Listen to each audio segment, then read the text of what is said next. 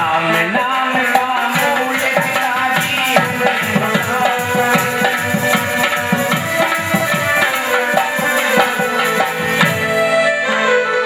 कहा एक बार राम कहने से क्या होता है ये बताओ। ब्रह्मा जी ने कहा भैया आज तक हमने विचार ही नहीं किया कि एक बार राम कहने से कितना पुण्य फल होता है। समस्या ये है कि जीवन भर इसने पाप किया है, सिर्फ एक बार वो भी जबरदस्ती में राम कहा है। कहा डोली को उठाओ, डोली फिर उठाई, कहाँ ले चले? अरे कहा जो ज्यादा राम का नाम लेते हैं उन्हीं के पास ले चलो। क्यों? जो व्यक्ति जो कार्य करता है उसमें वो जानकारी रखता है। कहा शंकर भगवान के पास ले चलो। शंकर भगवान राम जी के नाम का निरंतर जप करते हैं।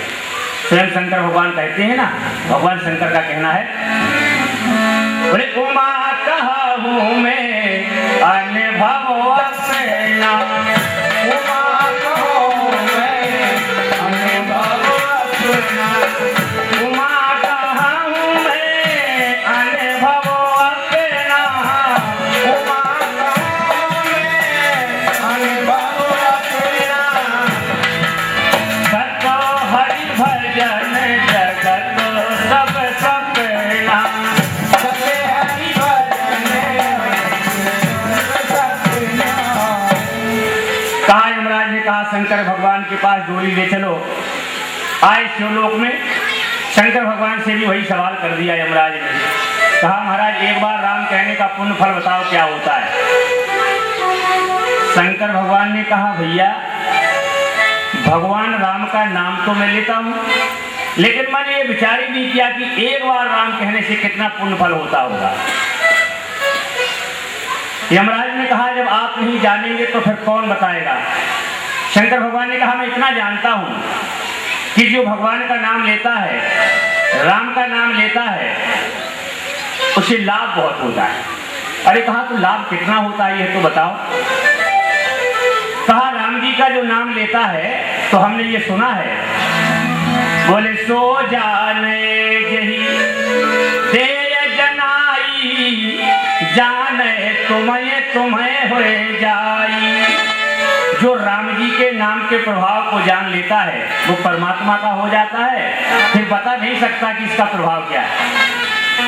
यमराज ने कहा बात का उत्तर नहीं मिला, बात का उत्तर नहीं मिला। शंकर भगवान ने कहा यमराज मैं सिर्फ इतना जानता हूं, राम नाम का मूल मुझे भी पता नहीं है, राम नाम का मूल हमें भी पता नहीं है। सिर्फ पता हमको इतना है, पता है जिसको उसको खुद का पता नहीं है,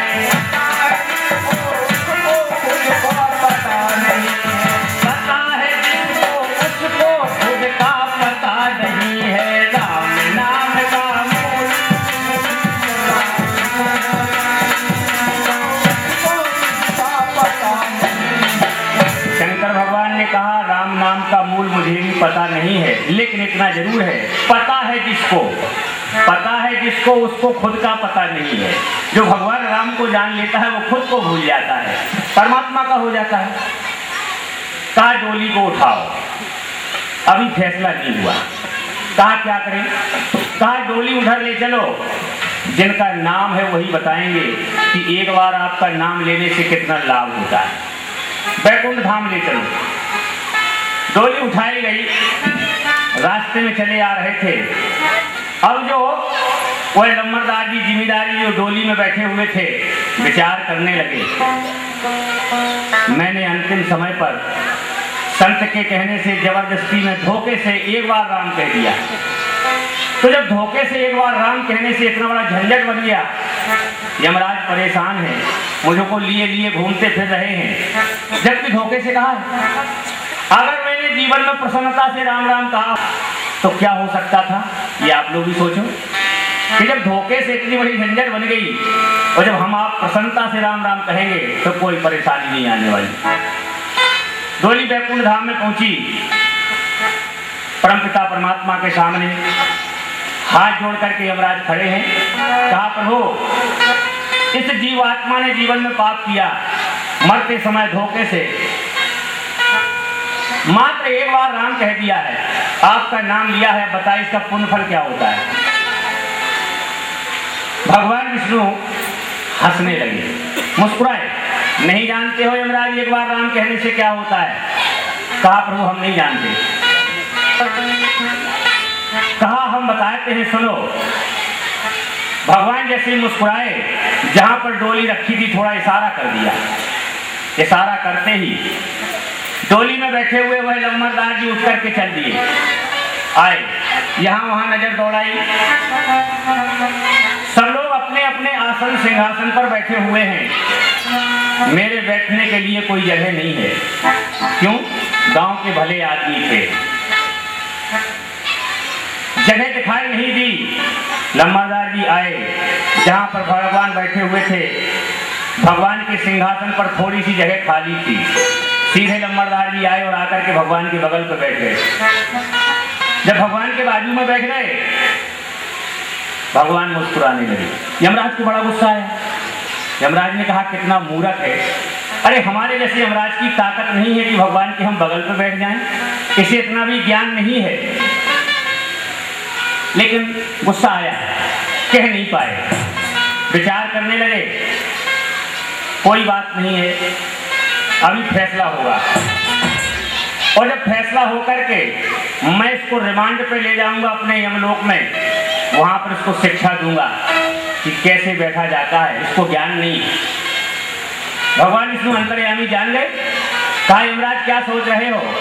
यमराज ने कहा प्रभु एक बार राम कहने का मूल बताइए, फैसला सुनाओ। भगवान ने कहा अभी नहीं जान पाए। कहा प्रभु हम नहीं जानते। कहा तो सुनो, जो एक बार भी मेरा नाम धोखे से ले लेता है, ब्रह्मलोक शिवलोक घुमाते हुए मेरे यहाँ तक लेकर के आते हैं। और ये कौन सा लोक है जहां मैं बैठा हुआ हूँ? अब बोले प्रभु ये तो वैकुंठ धाम है। कहा तो वैकुंठ में जो आ जाता है तो दोबारा फिर यहाँ से लौट के नहीं जाता, बल्कि बैठा कहाँ है? मेरे बाजू में, मेरे बराबर का हो गया। अब इसका दोबारा जन्म नहीं होना है, इसका दोबारा मरण नहीं होना है, ये मोक्ष पा गया।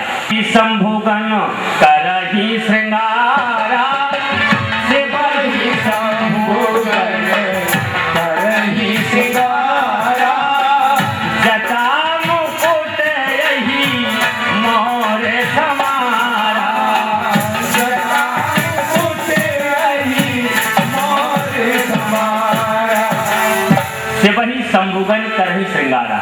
अब एक एक बात पर थोड़ा ध्यान देना। शिवहि शंभुगन करहि श्रृंगारा, क्या हो रहा है भगवान शंकर का? श्रृंगारा, कि श्रृंगार शुद्ध है या श्रृंगारा? अभी बाजार में मार्केट में अब जाते हैं, वहां पर लिखा रहता है दुल्हन के सजाने का श्रृंगार का सामान मिलता है। यहाँ पर दूल्हा को सजाने का श्रृंगार का सामान मिलता है कि श्रृंगारा का सामान मिलता है। तो श्रृंगार शुद्ध है और श्रृंगारा तुलसीदास जी ने लिख दिया। शिवहि शंभुगन करहि श्रृंगारा। तुलसीदास जी से कहा महाराज श्रृंगार लिखो, ये शुद्ध होता है, आपने श्रृंगारा लिख दिया। तुलसीदास जी ने कहा श्रृंगार हो ही नहीं रहा है, श्रृंगारा हो रहा है। बोले कैसे? कहा श्रृंगार वह होता है जिसमें कोई बाजार से मार्केट से कोई वस्तु लाई जाए, तब तो श्रृंगार है। जब मार्केट से कोई वस्तु ही नहीं लाई गई, कोई सामान नहीं आया भगवान शंकर को सजाने के लिए, तो बोले श्रृंगार नहीं है, तो श्रृंगारा हो रहा है। बोले कैसे? कहा सबसे पहले जटा मुकुट, जब दूल्हा तैयार होता है तो मुकुट बांध दिया जाता है। शंकर जी के गणों ने कहा प्रभु आज आपका विवाह हो रहा है, अरे किसी से मुकुट मांग लो, आपके पास मुकुट नहीं है तो किसी का मांग लीजिएगा मुकुट, 2-4 दिन के लिए शादी हो जाए वापस कर देना। शंकर भगवान ने कहा जो हमारे पास है उससे ही हमारा श्रृंगार बनाया जाएगा, हम किसी की वस्तु मांग कर नहीं ले जाएंगे शादी में। बात भी ठीक है, जमाना बड़ा खराब हो गया है, किसी की उधार की वस्तु मांग करके ले जाओ, बारात में झगड़ा हो जाए, जिसकी वस्तु लेकर के गए हैं अगर वहीं पर वह बोल देता है कि हमारी वस्तु लाओ हम घर जाना चाहते हैं, तो उसकी बात बिगड़ जाएगी। और हमारे परम श्रद्धेय शास्त्री जी भी आ चुके हैं, उनके द्वारा श्रीमद् भागवत महापुराण की कथा आप लोग सुनेंगे मात्र 2 मिनट। भगवान शंकर दूल्हा बनकर के खड़े हुए, अकेले हैं, अब जाना है तो साथी कोई नहीं है। लेकिन इतने में भगवान शंकर ने भृंग ही पेर सकल गण तेरे, भगवान शंकर ने अपने भृंगी नाम के गण को भेजा, उसके द्वारा अपने जितने भी गण थे सबको बुलवा लिया। अब भगवान शंकर के बाराती कितने थे इनकी कोई गिनती नहीं है, सिर्फ गोस्वामी जी ने इतना लिख दिया है, बोले को मुख ही ने विपुल मुख काहू, को मुख ही ने विपुल मुख काहू, को मुख ही ने विपुल मुख काहू, को मुख ही ने विपुल मुख काहू, को मुख ही ने विपुल मुख काहू आदि आदि प्रकार से लिखा है। कितने गण थे उनकी कोई गिनती नहीं, किसी का मुख नहीं है, किसी के चार चार मुख है, किसी के पैर नहीं तो किसी के हाथ नहीं, किसी का हड्डियों जैसा ढांचा है। ऐसे बड़े विचित्र प्रकार के गण थे भगवान शंकर के। बारात के लिए जब आ गए, किसी ने कह दिया भोले भगवान जब बारात जाती है तो अच्छे लोग ले जाना चाहिए बारात में, कि कम से कम वहाँ के लोग देखें तो प्रसन्न तो हों। लेकिन ये कैसे ये उल्टे सीधे लोग लिए जा रहे हो? भगवान शंकर ने कहा मैं इनको पहले वचन दे चुका हूँ, इसलिए बारात में ले जा रहा हूँ। कैसे? कहा जब राम जी का विवाह हुआ तो राम जी के विवाह में जनकपुर के गांव के बाहर जब भगवान राम की बारात पहुंची तो भगवान शंकर भी गए हुए थे। देखा रात का समय था, भगवान शंकर पहुंचे तो अंधेरे में खड़े कुछ लोग रो रहे थे। भगवान ने पूछा राम जी का विवाह हो रहा, तुम लोग रो रहे हो? अरे हंसी खुशी से गाओ खाओ नाचो। उन रोने वालों ने कहा महाराज हम लोग अपशगुन हैं, हमें कोई अपशगुन को पूछता नहीं है, इसलिए हम तो सामने भी नहीं जा सकते हैं। कौन है आप? बोले लूले लंगड़े नाना प्रकार। भगवान शंकर को दया आ गई। भगवान शंकर ने कहा तुम चिंता मत करो, जब हमारा विवाह होगा सब लोगों को ले जाऊंगा साथ में। आज भोले भगवान का विवाह था, सब लोग बाराती बन के चले हैं। और गोस्वामी जी ने भी लिख दिया है,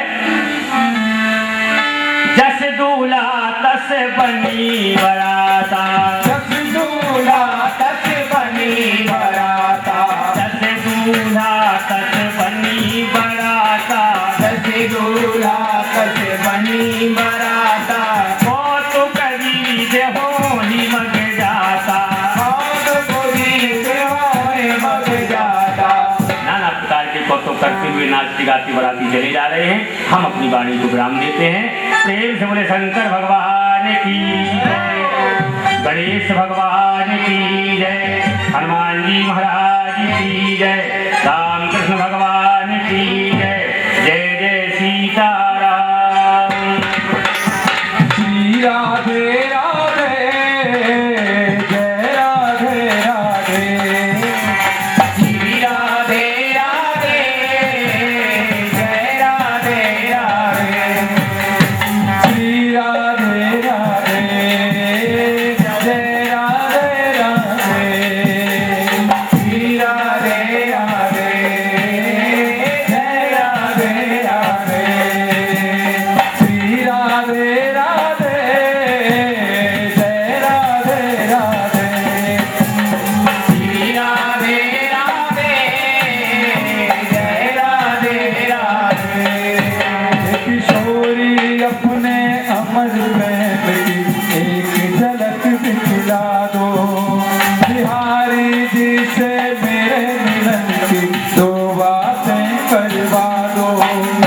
विरह वेदना से हूँ व्यथित मैं सारा भगवान।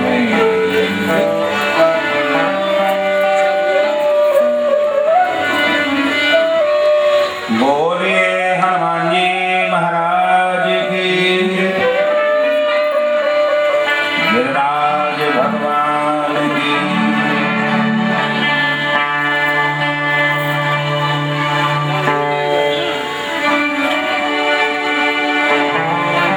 अखंड मंडलाकारं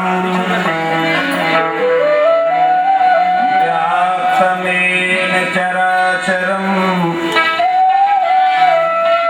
तत्पदं दर्शितं येन तस्मै श्री गुरुवे नमः।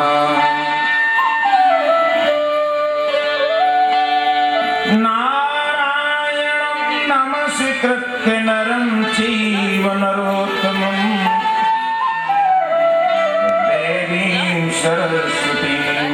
कसम